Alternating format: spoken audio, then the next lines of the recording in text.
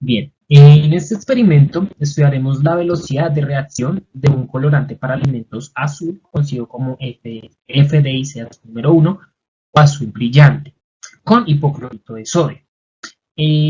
Como esta reacción es muy visible debido a la coloración que vamos a obtener, usaremos un colorómetro fabricado con bloques de Lego y algunos elementos electrónicos sencillos para seguir la velocidad de desaparición del agente colorante. Al final, estos datos permitirán determinar la ley de velocidad de esta reacción y también proponer un posible mecanismo para la misma. Antes de entrar en detalle como tal en los experimentos que vamos a realizar con estos reactivos, vamos a dar una pequeña introducción sobre los colorantes para alimentos en general y también del hipoclorito de sodio, que son pues nuestros reactivos, ¿no? Y al final vamos a hablar un poco sobre la reacción y su cinética. Ok, en el caso de los colorantes alimenticios, la Administración de Alimentos y Medicamentos de los Estados Unidos, conocido también como la FDA, define a un aditivo colorante como una sustancia que le aporta color a un alimento, a un fármaco o a un cosmético. En los alimentos, estos aditivos, como por ejemplo el azul brillante, le dan un color a un sinfín de productos como por ejemplo helados, dulces y caramelos o incluso bebidas gaseosas, entre diversos productos. Estas sustancias pueden provenir tanto de fuentes sintéticas como de fuentes naturales y los podemos encontrar en forma de polvo o en forma de disoluciones líquidas altamente concentradas. Por otro lado, cabe mencionar que no debemos confundir la palabra colorante con la palabra pigmento, ya que son totalmente diferentes. Los colorantes son sustancias que se disuelven en agua o en cualquier otro solvente. Pero los pigmentos, sin embargo, al tener partículas más grandes que los colorantes, no se disuelven, sino que se dispersan en el líquido en el que están y por lo tanto se emplean en otros tipos de productos, como por ejemplo las pinturas.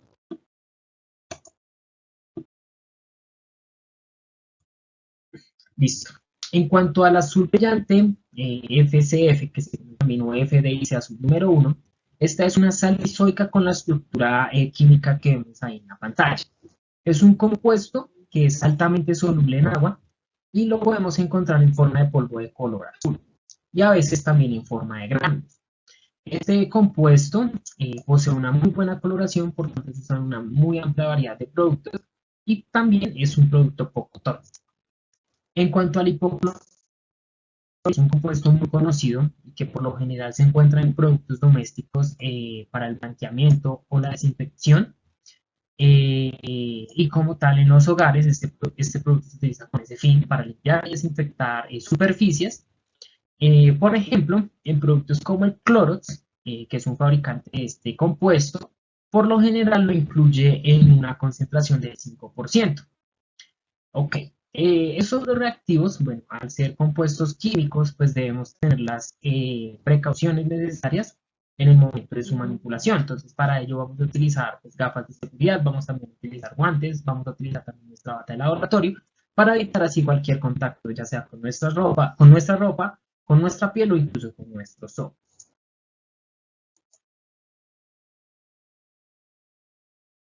Listo. En cuanto a la reacción, como vemos, la estructura del colorante es una molécula que presenta una conjugación extendida de dobles enlaces, lo que produce que tenga una absorción en la región del espectro visible, específicamente a los 630 nanómetros, es decir, nuestro máximo pico de absorción en este punto.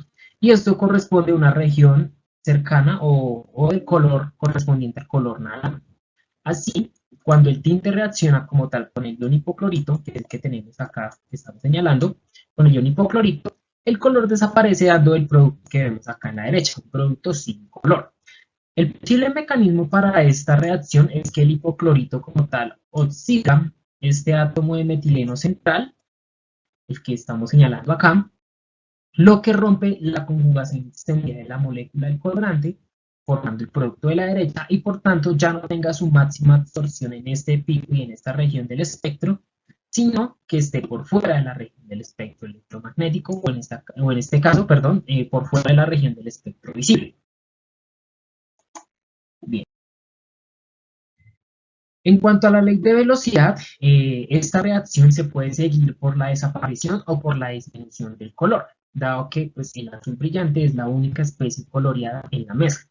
Así, la ley de velocidad de esta reacción puede representarse como la que vemos acá en pantalla, donde B es la velocidad de la reacción, K es la constante de velocidad, los términos entre corchetes son las concentraciones respectivas de cada valores de A y B son los órdenes parciales de cada reactivo en la ley de velocidad. Así como tal, el objetivo de este experimento, de los experimentos que vayamos a realizar, será determinar el valor de esta constante K, como también los valores de estos exponentes A y B, que son. Bien, acá como tal tenemos pues los materiales que vamos a utilizar para este experimento. Entonces, como vamos a realizar un seguimiento colorimétrico mediante el seguimiento de cómo disminuye la absorbancia del azul brillante en el tiempo, construimos con unos bloquecitos de Lego, con bloques de Lego, un portaceldas donde va a ir ubicada, valga la redundancia, nuestra celda, que es esta que tenemos acá, la que ustedes ven ahí en la imagen, en la pantalla. Esta celda es de plástico, es proveniente de un tajalápiz, nos sirve perfectamente para estos experimentos. Y simplemente esta celda, el portaceldas va a ir ubicado dentro de esta caja que nos sirve como cámara oscura para evitar que entre luz parásita al sistema y pues altere nuestras mediciones.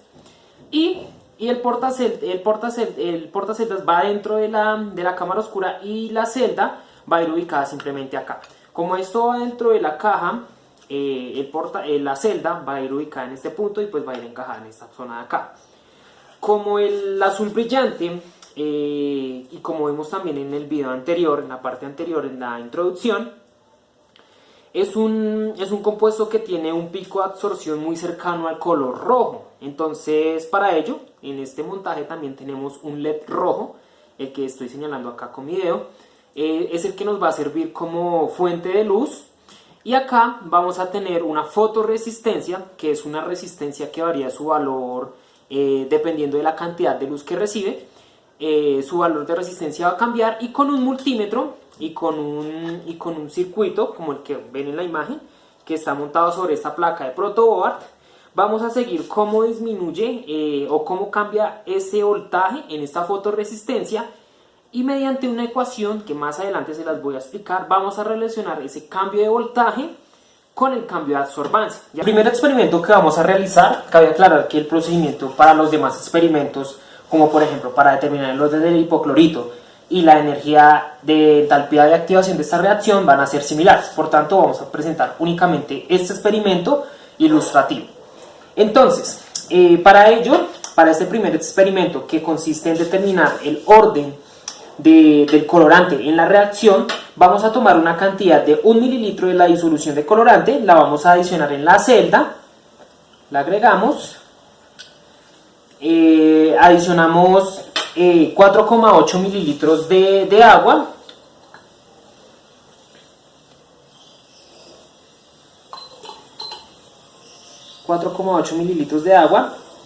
ahí están. La mezcla final total, bueno, acá ya tenemos como tal la disolución del colorante. Esta vamos a agregarla en el colorímetro, en el portaceldas. Acá ya está conectado nuestro sistema, ya está conectado a la corriente, ya está nuestro LED funcionando, la fotoresistencia ya también está acá registrando los valores de voltaje. Y lo único que queda es que vamos a registrar esos valores de voltaje acá en el multímetro cada 15 segundos durante un periodo de tiempo de aproximadamente de 10 a 15 minutos. Y listo. Apenas agreguemos la disolución el hipoclorito, vamos a agregar 0,2 mililitros de hipoclorito para esta mezcla. Vamos a registrar esos valores de voltaje cada 15 segundos utilizando la ayuda de otro celular o un cronómetro que tengamos. Vamos a registrar esas variaciones. Entonces, agregamos el hipoclorito y empezamos a marcar el tiempo. Vemos acá también que ya empiezan a haber variaciones del voltaje. empieza a aumentar ese voltaje, es decir, porque está aumentando la transmitancia. Y esos valores de transmitancia los vamos a convertir posteriormente en valores de absorbancia. Anotamos el primer valor y así cada 15 segundos. Vamos a transformar esos valores de voltaje en valores de absorbancia. Para ello vamos a trasladar estos datos que tomamos a una hoja de Excel y pues ahí posteriormente ya les explicaré cómo realizar el tratamiento de datos. Como tal, acá tenemos pues los diversos experimentos que realizamos, donde tenemos pues el identificativo del experimento, el volumen en mililitros que se utilizó de la disolución del colorante azul, que consistió en una disolución 1:10, se tomó 1 mililitro del colorante concentrado y se diluyó un volumen de 10 mililitros con agua. La cantidad de mililitros usada para cada experimento del hipoclorito de sodio. Este hipoclorito de sodio venía en un porcentaje peso-volumen del 5.25%, lo que es correspondiente a una concentración 0,7053 molar. También se utilizó agua para diluir un poco más pues, las mezclas. Y cada experimento tuvo un volumen total o final de 6 mililitros, como vemos en la columna E. Y acá tenemos como tal en la columna F los valores de concentración en cada experimento para el hipoclorito. Así, los datos obtenidos para el experimento número 1. Acá tenemos los valores de tiempo, los valores de voltaje. Cabe aclarar que estos valores de voltaje toca corregirlos respecto al valor de voltaje aplicado, que fueron 5 voltios, debido a que este voltaje, como vemos, está incrementando en el tiempo, lo que nos está indicando que la transmitancia a través de la disolución está aumentando. Corregir este voltaje nos convierte estos valores igualmente de transmitancia, pero que la transmitancia disminuya en el tiempo. Con ello, utilizando esta ecuación que se reporta en una de las referencias que vamos a mencionar al final, podemos determinar la absorbancia en función de esos cambios de intensidad de luz o de transmitancia. Así, por ejemplo, necesitamos marcar un voltaje en ausencia de luz. En este caso, el voltaje marcado en ausencia de luz es este valor, 0,0121. Toca restárselo también al valor de voltaje aplicado para que esto quede en valores de transmitancia. Igualmente, el voltaje incidente en presencia de luz fue 4,7 para este experimento. Y también toca restárselo al valor de voltaje aplicado. Con ello, pues, corregimos como tal los datos medidos acá de voltaje. Y utilizando esta ecuación de logaritmos, convertimos esos valores de voltaje corregido, que es nuestro V sub I, acá voltaje corregido sería nuestro valor de V sub I, y utilizando pues acá la barra de fórmulas de Excel, pues transformamos estos valores de voltaje en valores de absorbancia.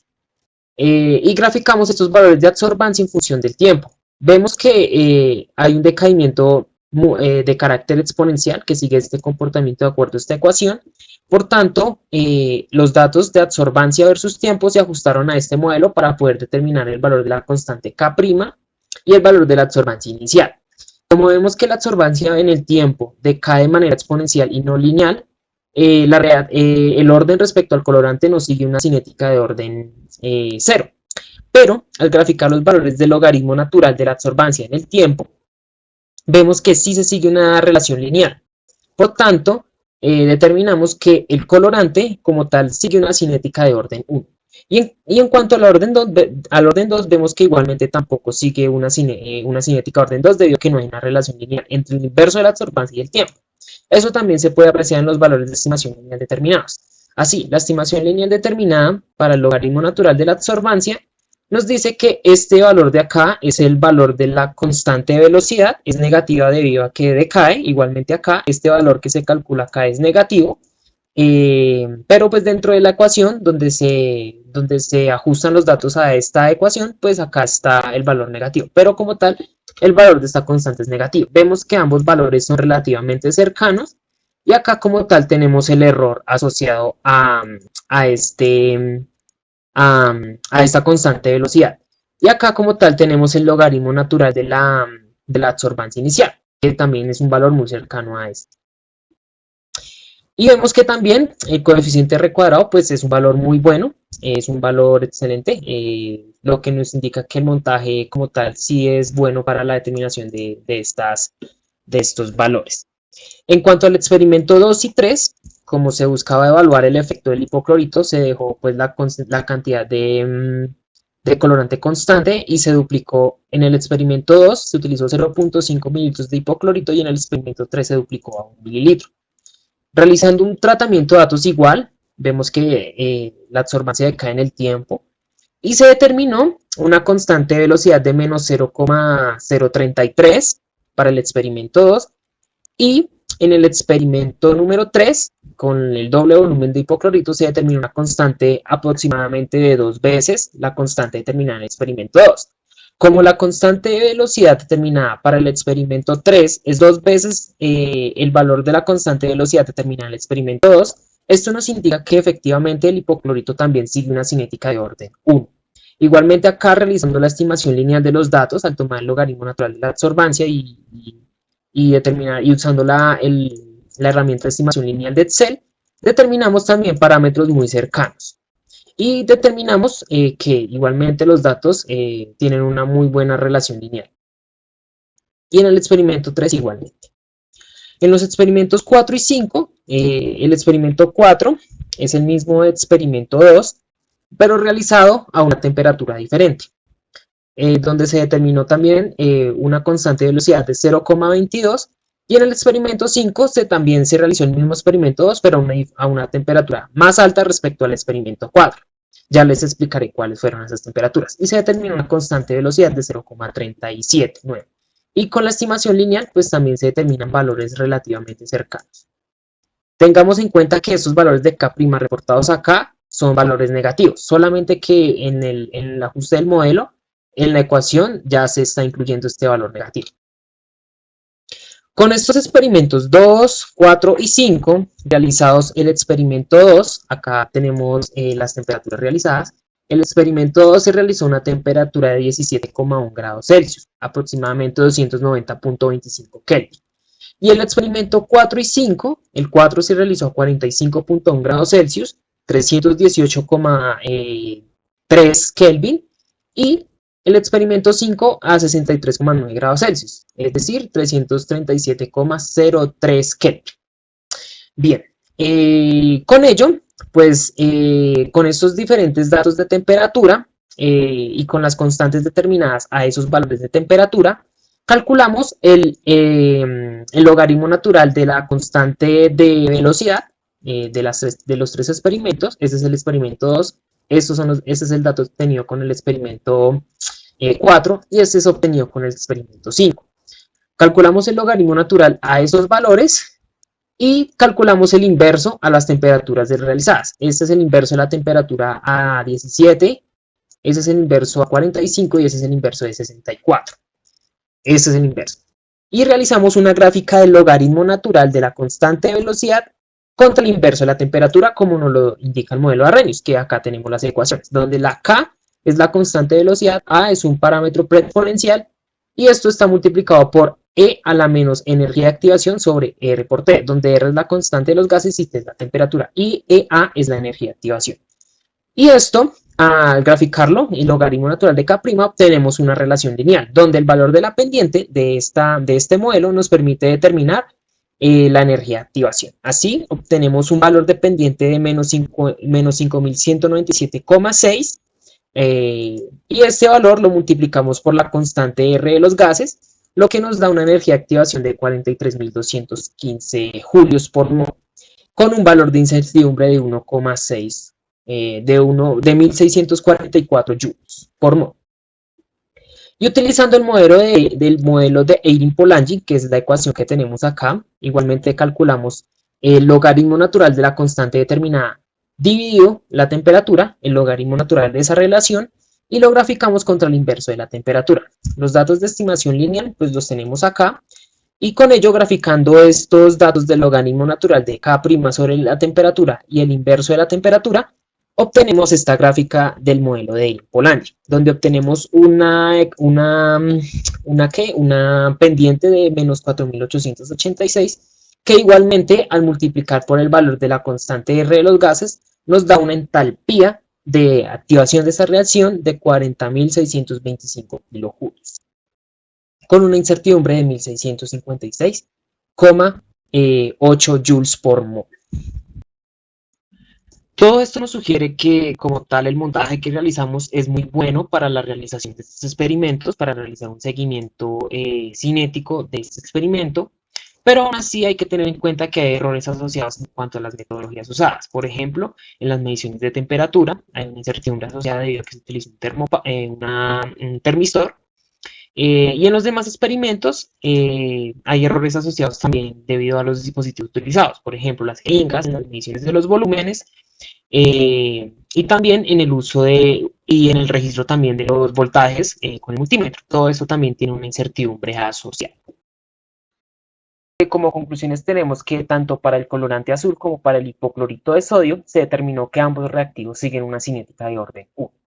Igualmente también se determinó una entalpía de activación para esta reacción de 40,63 con una incertidumbre de 1,66 kilojulios por mol. Con los resultados obtenidos en este experimento, se puede proponer que el mecanismo de reacción que posiblemente ocurra sea por medio de una reacción tipo SN2. Y esto ya es más como un comentario. El montaje que realizamos en este experimento con los bloques de Lego y los elementos electrónicos mostrados en el experimento es muy adecuado para el seguimiento cinético de esta reacción. Y como tal acá tenemos pues la bibliografía que fue consultada para la realización de este experimento. Muchas gracias.